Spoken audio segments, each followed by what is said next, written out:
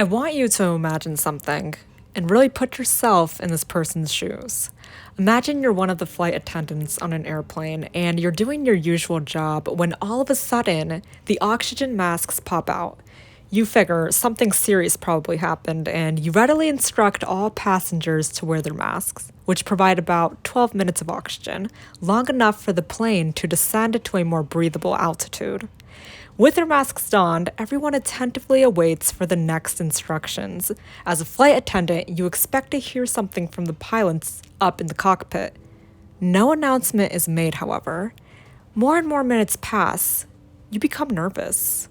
With the knowledge you have about airplanes, the pilots should have already flown the aircraft to a lower altitude to account for the thin air and lack of oxygen in the cabin. Why has that not happened yet? Pretty soon, the plane gets eerily quiet. The light chatter of people, the occasional shuffles, and the clanking of objects gradually come to an end. Everyone, including your fellow crew members, appear to be in a deep sleep, slumped on their seats and not responding to any external cues. Their brains have been starved of oxygen, and as a result, everyone falls into an irreversible coma. With your heart racing, you tremble down the aisles and are shocked as to what has happened. Luckily, you get to be conscious longer because you locate the portable oxygen mask that provides hours of oxygen compared to the minutes everyone else had. Unluckily, you also get to witness a scene more terrifying than a horror movie. A scary realization sets in. If the pilots who control the entire aircraft were conscious, surely they would have known to bring the plane to a descent a while ago. Did they not get the signal? Were they troubleshooting another issue and simply forgot that there was a larger problem at hand? Did they even know there was an issue in the first place, leading to only one terrifying possibility? What if both of the pilots were also knocked unconscious, just like the rest of the passengers, and the plane was now flying by itself? You're the only person on this plane who is conscious and alive to witness this. 121 people on board a flying commercial airplane in Greece experienced this very same nightmare. All but one individual became incapacitated due to the lack of oxygen. That person was 25-year-old flight attendant Andreas Prodromo. He was the unfortunate individual who was alive long enough to witness the zombie-like airplane and subsequent crash, which he did not survive. For nearly 3 hours, Helios Flight 522 was an actual ghost plane flying on its own accord with no human intervention. But why did this devastating crash, known as being the deadliest aviation crash in the history of Greece and Cyprus, even happen? Was it a human error or was it a mechanical error? For some background, Helios Flight 522 was a Boeing 737-300 and was scheduled to fly from Cyprus to Prague with one stopover in Greece on August 14, 2005. Helios Airways started as a startup airport and garnered a lot of traction due to its competitive pricing compared to the more established airports in the area. In its short time of existence, however, the airline was riddled with problems.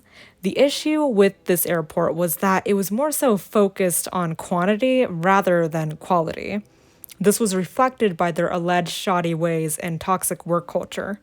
There were reports of flight hours being manipulated to fit tighter schedules, a record of extremely high turnovers, and a rapid pressure to stretch rules to their limits. Sadly, this terrible motto blended in with all aspects of compartments. Helios 522, for example, was a flight that was recently leased by the airline just 1 year prior to its horrific crash. Its introduction and maintenance was described as being both rushed and disorderly. Mechanics and engineers noted technical flaws, and there were even incidents documented of things going wrong on this plane mid-flight. In this previous incident, for example, the plane was going in descent mode when all of a sudden a huge bomb-like noise radiated throughout the aircraft. It had undergone an explosive decompression. Upon landing, a hole was discovered in the passenger door and 3 people were injured. Even after the plane was inspected by mechanics, the flight continued to undergo numerous technical difficulties, while still embarking on more flights. So as you would imagine, at this point, Helios 522 was only on its way to disaster. And that disastrous day came on August 14, 2005. On this fateful day, mechanics were actually called to inspect a similar issue on this very same plane. On that morning, the plane was reportedly giving off a banging noise coming from the R2 door that also had ice forming around its seal. Alan Irwin was one of the ground engineers to inspect this problem, and his background boasted an extensive and impressive track record of relevant work experience. He presumed the noise to be due to a leakage, but to corroborate that, he had to conduct a pressurization test. A plane in itself has a constant airflow cycle to ensure that oxygen is readily available for passengers at high enough altitudes, even considered death zones, thanks to its electronic pressure control system that helps maintain the cabin pressure and adjust the outflow valve according to the altitude. The higher one is, the less saturation of oxygen there is within their bloodstream due to the low atmospheric pressure at higher altitudes. Planes have both an automatic and manual pressurization system that circulates this airflow. What differentiates the two is that the automatic system, by its name, will automatically adjust the air within the plane so that it's breathable, while for the manual option, the pilots will need to adjust the system themselves. To test the pressurization of the R2 door, Irwin, the engineer, switched the system from auto to manual so that he can adjust the outflow valve and increase the pressure inside the plane. Even still, the mechanics and engineers could not detect any leakage escaping the door, and no abnormal noises were reported. The engineer documented his findings, which were not significant, and he listed exactly how he tested for the issue that was requested. He returned the flight back, but he unknowingly forgot to set the configuration system back to auto. It being set on manual and with the outflow valve still wide open are 2 key factors that will set the stage for disaster, as we'll explore shortly. A total of 115 passengers and 6 crew members boarded the Boeing 737 called Helios 522. Unbeknownst to all of them, they were about to become part of the most terrifying, deadly, and unique incident in aviation history. The pilots consisted of 58-year-old Captain Merton and 51-year-old First Officer Pampus Charlambulis, both of whom had experience in flying 737s. Of the remaining crew, one noteworthy flight attendant, which was mentioned earlier, was 25-year-old Andreas Prodromou, who filled coverage on this flight last minute to be with his girlfriend, who was also a flight attendant. His name will come up later in the story for a far more sinister reason. Flight preparations, which pilots attend to before flying the actual plane, consisted of around 80 or so checklist items, 8 of which were pressurization related, and one of those that specifically stated to set the pressurization system to auto. This will later be proved to have been overlooked by both pilots, even with a glowing button with the words manual lighting up. Now, usually, this pressurization system is always already set to automatic. It could have been missed by the simple fact that perhaps in all the flights they've ever been on, the plane's system was already set to auto. Gravely, and unfortunately, this would be one of the first indications that the system was still on manual, and one of the first missed opportunities to remedy the situation. Upon takeoff at 8:07 a.m., the flight was at an altitude of 10,000 feet, and the pilots carried on. The cabin outflow valve was still all the way open as it was when it had left the mechanics, and still no one had noticed the manual configuration. So as the plane was quickly ascending, at around 8:12 a.m., the pressure outside the plane was equaling the pressure inside the cabin, and obviously this was a problem because going above 10,000 feet, the cabin's pressure was now equal to what is considered a dangerous altitude for humans. Humans can experience an onslaught of health problems, and at this point, proper protocol for this would be for pilots to immediately descend and lower the plane while ejecting the oxygen masks. The plane actually triggered a cabin altitude warning alarm for this, but a major drawback of this alarm is that it also sounds exactly like the takeoff configuration warning alarm. It couldn't have possibly been a takeoff configuration error because that can only set off while the plane is still on the ground. So that would just leave the warning to be in regards to altitude, but for some reason, the pilots misinterpreted this. The plane had a history of also experiencing cooling system errors, and the lead captain was convinced that that had to be the issue, especially when the cooling lights illuminated due to the cabin altitude being equal to 12,000 feet at this point. When the pilot contacted a dispatcher, he was forwarded to Alan Irwin, the engineer who had shortly before inspected the flight. When asked about the issue, Merton miscommunicated what the problem was. He told the engineer that both of his equipment cooling lights were off. What he meant to say was that both of them are actually illuminating, but the engineer did not catch what the pilot meant to say and simply told him that they were supposed to be off. During this phone call, the cabin altitude reached 14,000 feet, which automatically triggered the Pass Oxy On button, accompanied with an illuminating master caution light. At this point, oxygen masks are presumed to have instantly popped out for all passengers. All of this should have triggered the pilots to immediately descend the plane because the standard oxygen masks only supply around 12 minutes of oxygen per person. But this never happened. Passengers and flight attendants sat in their respective seats and slowly consumed the little oxygen they had remaining. But the plane continued to ascend. Whether true or not, Alan recollected that he specifically asked the pilot at one point in their conversation if he could confirm the pressurization is set to auto, to which the pilot responded back with a question asking, "Where are the equipment cooling circuit breakers?" Alan replied stating that they were behind his seat, and at that point, he did not hear anyone on the other end again. Towards the end of the conversation, the plane had reached a cabin altitude between 24,000 to 26,000 feet, which is considered a death zone for humans, and the altitude where oxygen is used up quicker by the organs, and hypoxia, irreversible brain damage, and eventually death ensue. It is believed that around this time, the pilots had most likely experienced a hypoxic state due to having never worn their oxygen masks. When an individual is experiencing hypoxia, they feel confusion, restlessness, heavy breathing, and a feeling akin to being high. This is the likely reason the pilot did not respond appropriately to the mechanic's last questions. It is thought that Captain Merton got up from his seat to locate the cooling breakers and instead fell unconscious to the ground due to lack of oxygen. The first officer is thought to also have gone unconscious around the same time, still strapped to his seat and slumped over. The plane was, scarily enough, now flying on autopilot at this point, with nobody at the controls. Unbeknownst to the passengers and flight attendants in the cabin, their lives were in grave danger. With only a couple of minutes left for oxygen, the gradual blackout overtook everyone except for one individual, flight attendant Andreas, who was a trained scuba diver and also had a license to fly a smaller type of aircraft.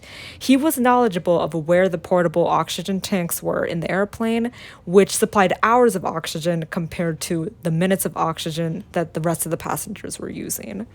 This allowed him to remain conscious for the entire duration of the flight. He most likely witnessed a scene nothing short of a nightmare. He was practically alone on a plane that was supposed to be going down several minutes ago. This was no ordinary feat. Something was astray in the cockpit. Standard procedures did not appear to be followed, leaving only one frightening possibility. The pilots themselves were likely not there either, like the rest of the passengers. Down on the ground, chaos ensued. Ground control lost contact with the flight, and nobody on Helios 522 was responding. They assumed, however, that the only issue was probably just a radio one, because the radar showed the plane was still going on its intended path. Eerily, and in actuality, the plane was just flying on autopilot. By itself, a truly chilling thought. At this point, no one on ground was aware of this. They had assumed the most innocent thing. By 9:52 a.m., air traffic control sent the plane descent clearance when they spotted the plane above the runway area. But to their shock, Helios 522 was following the correct descent path, but it was still maintaining an altitude of 34,000 feet. The next thing that happened readily spooked them out. The plane wasn't going to automatically descend without any human intervention, and its pre-configured flight path had expired. Because no one was descending the plane, the autopilot decided to put the plane on a holding pattern, which is basically an automatic flight taken by the plane as it waits for landing instructions by the pilot. So the plane was still 34,000 feet above the ground, going in circles basically. Any innocent assumption about this plane was thrown out the window at this point. Whatever was happening was obviously out the norm. Thoughts of a terrorist attack were now surfacing. Athens military intervention was requested, and 2 F-16 jets were sent to investigate what was going on with that plane. At 10:23 a.m., the fighter jet pilots reached the plane and tried to make contact with it. Having gotten no response, they then investigated the outward appearance. Externally, everything looked normal. There were no indications of damage, but what they soon discover haunts them for life. Through the windows of the plane, they saw dangling oxygen masks and passengers slumped on their seats as if in a deep sleep. Approaching the cockpit, the military personnel saw a similar story. Only one of the pilots visibly slumped on his chair while the captain's seat was empty. They quickly discovered that this was none other than a ghost plane flying on its own digital configured path. Once they reported their finding to the people on ground, all hell broke loose. Here we have an entire commercial airplane just flying about on its own, with all the passengers appearing to be unconscious or even dead. Now, this can only mean danger, and at any given time, the plane will eventually run out of fuel and crash.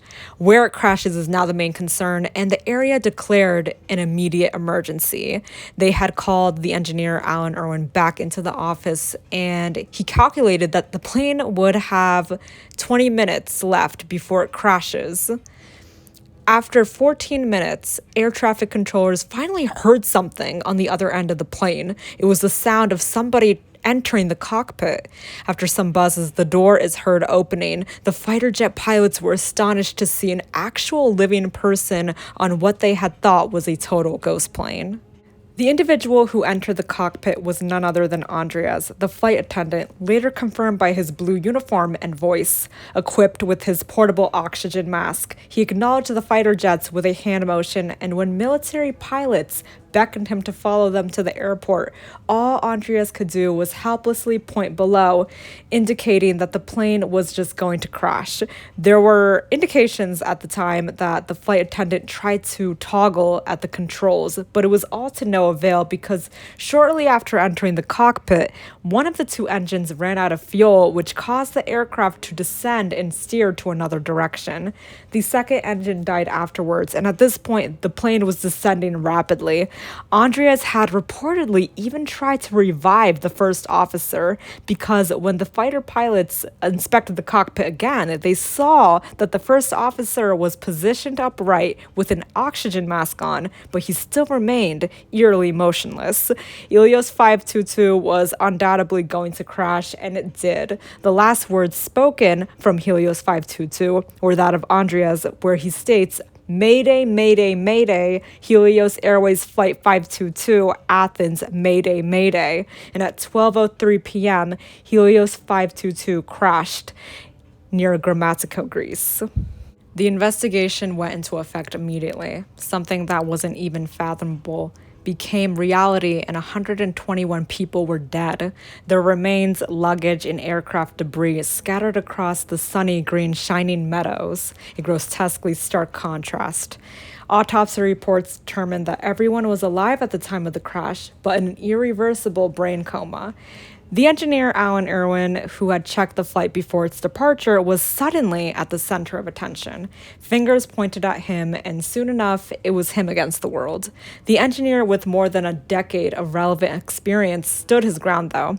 He was about to face an 8-year legal battle because one of the aircraft's fragments revealed a subtle but catastrophic detail. The pressurization selector physically demonstrated that it was left on manual rather than auto. This was the root of the problem and the cause of thinning the air in the cabin at such high altitudes, leading to knocking nearly everyone out on the plane. Lawyers for Boeing 737 were on the team against Allen, arguing a cause and effect stance. Had ground engineers not done this single mistake, none of this would have happened. Rightfully so, Allen counteracted that. He argued that it was ultimately the pilot's responsibility because they were in charge of flying the plane. They had checklists that clearly stated to look over the control system and ensure that pressurization was set on automatic. On top of that, Boeing had ignored past instances that also could have prevented Helios 522's crash. For example, in the past, there were 6 instances of confusion amongst crew members on deciphering between the takeoff configuration warning signal and the cabin altitude warning signal, because they both had the exact same noise, a very flawed and unforgivable design to anyone not even remotely familiar with airplanes. The engineer was interrogated, but his story remained consistent. He accurately told investigators how he tested the leaking door and what he used to manually adjust the pressurization system to conduct his testing. He did state that he turned the selector to manual. The detectives had a biased tone to their questioning and straight up stated something along the lines as, "You left it on manual, and so you basically caused the entire accident." The engineer kept a cool, calm, and collected demeanor and simply replied back, "No comment." He was subjected to 12-hour interviews with the police, and the accusatory and intense questioning put Allen off because, as far as he was concerned, he had done his job. The pressure didn't end there, however. Even when he flew back to his hometown in Britain, his name, address, and personal information was highlighted throughout various tabloids. Reporters resembling paparazzi had numerous run-ins with him just to take pictures. In their eyes, he alone was the one to blame. He's the criminal. The practical engineer was indeed the scapegoat in the crash of Helios, and he risked surrendering his career, his 20-year relationship with his wife, and his children because of a single button that could have been easily remedied. He fought till the end for freedom and even denied that he left the system on manual. According to the engineer, there was a very real possibility that the strong impact of the crash alone was enough to distort the entire machine. He based this claim off of the physical evidence, noting that the switch's stem had been severely bent past the manual selection. Investigators refuted this because after testing the debris, it was determined that the selector was on manual at the time of impact. On April 7, 2008, Alan Irwin was convicted of manslaughter of 121 people and sat for trial in the UK in 2011. It was psychologically and emotionally draining, but throughout the process, Alan's method was to remain detached. His wife of 20 years could not handle the thought of losing him and being alone with the kids and filed for divorce. It was so bad for Alan that even the kids at his children's schools were talking about the case and frightening them. On the day of the sentencing, Allen was instructed by his lawyer to be absent in court. He was initially sentenced to 121 years, but that sentence reduced to 10 years in one day. Allen eventually had the chance to appeal the case, and he was found not guilty. This had taken a financial and emotional toll on him, so much so that he left the industry altogether in 2019 and went into a different field. Ultimately, it was concluded that the crash of Helios 522 was attributed to the fact that the pilots had incorrectly identified the issue, mistakenly identifying it as a cooling issue. It was both a human and a design error. What should have been a time to find solutions became a blame game. One engineer almost took the fall for the lives of 121 people, but he had the strength to climb out of it in the end.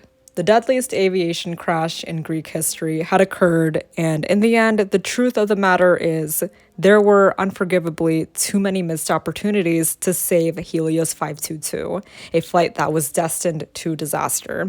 After the crash, lessons were at least learned and steps were taken so that something this horrendous does not ever happen again. Safety protocol and system knowledge being two main areas for improvement. Let me know what you guys think of this case in the comments below. For me personally, the thought of an airplane just roaming about with no one at the controls is ranked high for being one of the more chilling images for me. And Helios 522 still stands as being one of the scariest aviation crashes in history. I hope you guys found this video informative, and please remember to like, share, and subscribe for more interesting content.